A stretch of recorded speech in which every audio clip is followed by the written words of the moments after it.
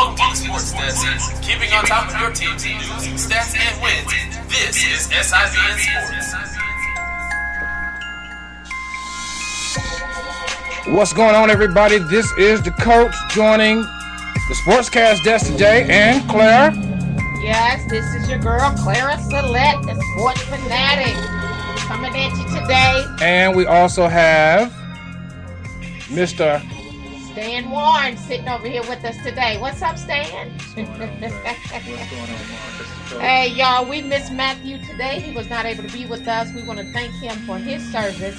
He is in the Army Reserve, and he had to go on duty today, so we are going to miss him at the desk. But we will move on. We got some business to talk about. Well, guys, I guess the first thing we can talk about is the fact that there is no more undefeated teams in the NFL. It was bound to happen. So what does that mean? Everybody said all together, the Falcons lost. Okay. And you know the worst part about it, you know, I was reading a lot of stuff. There's so much being said about it. The worst part about it is that they had to lose their first game to the Saints. Okay. Why did they have to lose their first game of to all the Saints? teams? Of all teams. You know, they already say that the Falcons got some kind of omen against them whenever they play the Saints. The Saints got some kind of hold on them. And, you know, they were talking about their legitimacy in the NFL and how they wasn't getting all their props and, you know, they wasn't getting their respect and all this stuff. And then you lose like they lost to the New Orleans Saints. On the 1 yard line or 2 yard line? How many times were they in between the goal and 5 yard line? 3 times. 3 times. And did not score a touchdown. Was they hungry enough? Okay. I mean, maybe they were not. I mean, listen. Were they skilled enough? No, and you know what? That's what it all comes down to.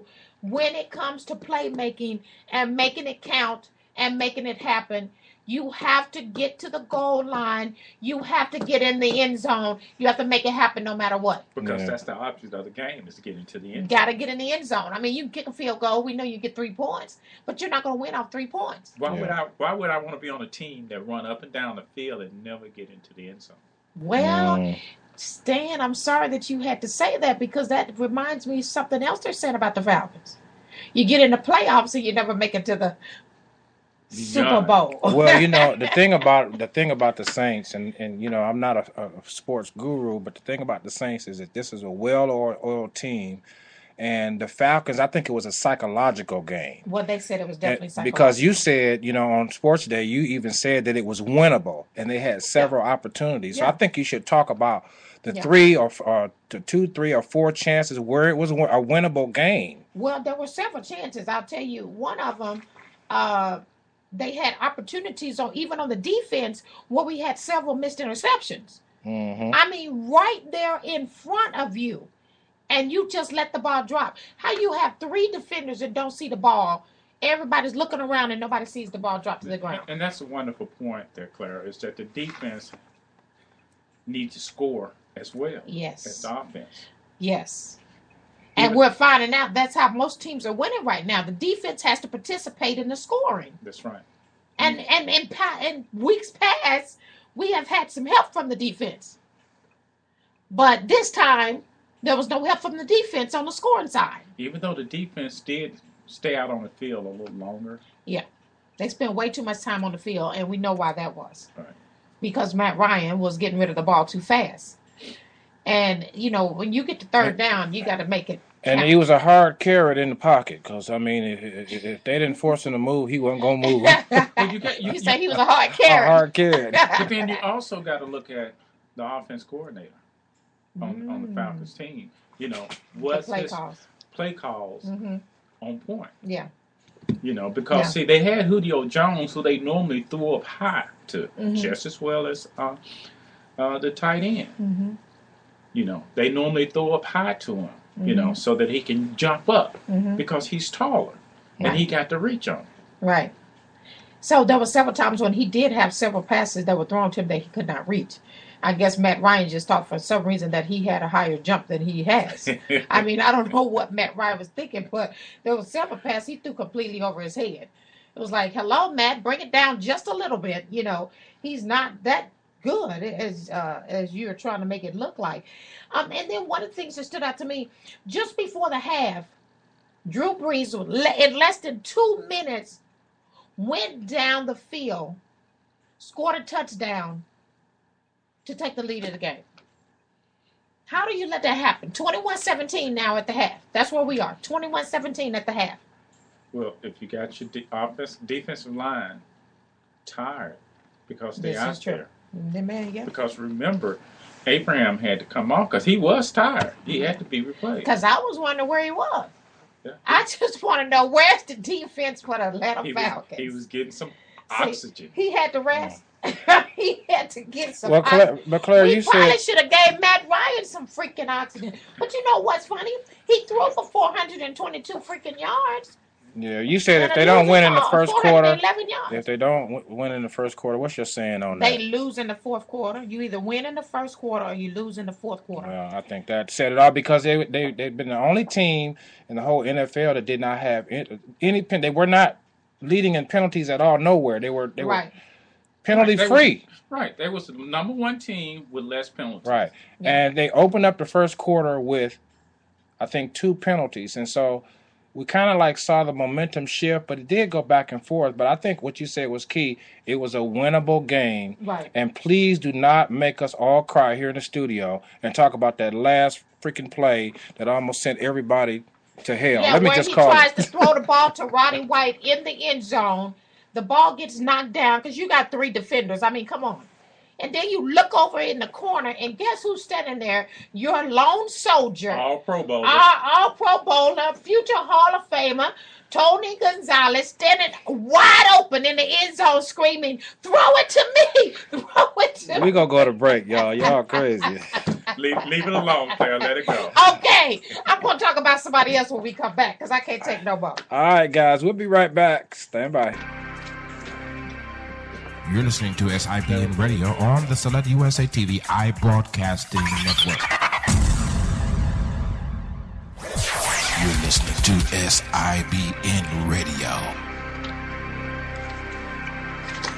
All right, Claire, so give us your final analysis on the Falcons going forward. Do you think that this winning streak says that they're a different team this year, and if they do get to hit to the playoffs, that they will do better than they have been predicted to do? Well, I mean, it's going to be interesting. I mean, one of the things is you have to be able to play against the defense of a real football team. I mean, and at the end of the day, if you can't get past the defense, you don't win. Mm-hmm. And Matt Ryan has to figure out how to get out of the pocket, right, and find the open receiver when you're in pressure situations. Mm-hmm. And as we can see, he did not do that. Now, I don't want to keep talking about the Falcons because I get an attitude when I'm talking about. Just going to move on to your Dallas Cowboys. Yeah. No, I'm just no, you didn't do that. I'm going to leave it alone. I'm going to tell you something. Now, the Dallas Cowboys did win. There's nothing to be excited. Now, listen. This is nothing to be excited about, that the Dallas Cowboys beat the Philadelphia Eagles. I mean, come on. What we going to do, jump up and down and say, yay, Dallas won 38-23. We should be so excited. Yeah, right. But this wasn't a game. This was a must-win for Dallas. It was a must-win for them, and it was a must-win for Philadelphia. Right. So we know that Philadelphia is in trouble. Vic did go out with a concussion. We don't know how he's going to do. I think they're going to go with Foles next week. And they're going to let him play. Listen, I watched the young man play the game. You know. He was running for his life. Just like Vic. Nothing different. Listen, the same offensive line that covered Vic is the same offensive line that covered him. Wait, I got a song for that. Wait. I got a song for that. Hold up. Wrong.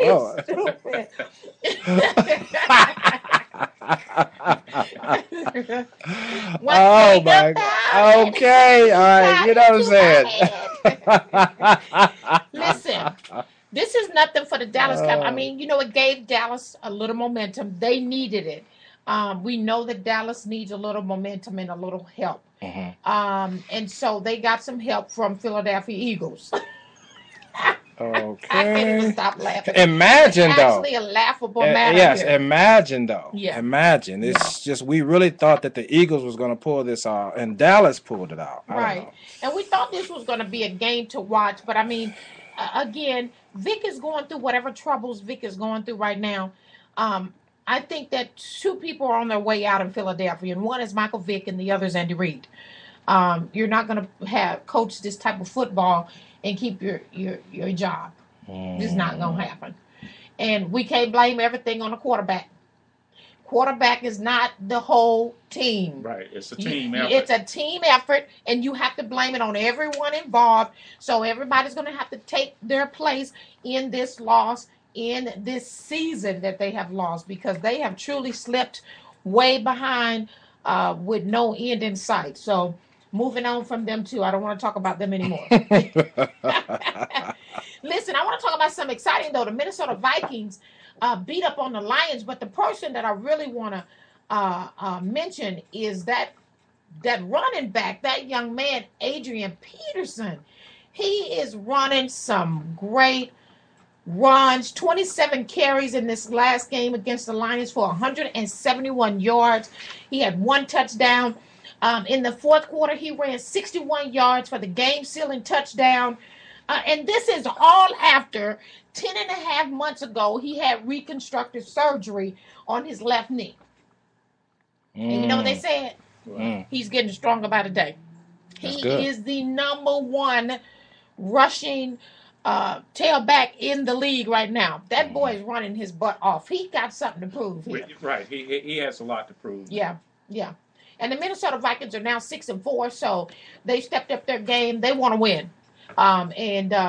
It'll be interesting to see what happens with them. Ponder actually had a really great game. He was 24-32 for 221 yards passing, 2 touchdowns, and he even had 7 rushes for 15 yards. So that let you know the quarterback was doing his thing. He wasn't playing, right? He was getting out there and making it happen. And I love to see the quarterbacks make it happen for their team. So they had a great win. Good for them. Well, they're looking good for that wild card, you know. Yeah, and that's good because, you know, you want to see good teams play in the playoffs. You know, I don't want to see no boring playoffs where you got a team that just beats the heck out of another team. You want some karate, you want some overtime. You know what I'm saying? Mm-hmm. So that's what I want to look forward to. So I'm excited about that. There's another big game. The Bengals beat up on the Giants. Manny and Eli had a horrible game to the point where they're deciding what is going on with Eli. And, you know, is this a situation that's going to end his career in New York? I mean, that's huge. Yeah, that is. For them to say that. So, listen, y'all, we're going to continue to talk about Manny because this is a very important story. His brother on the opposite end is having a fabulous season. We'll talk about Denver also. We'll be right back in a minute.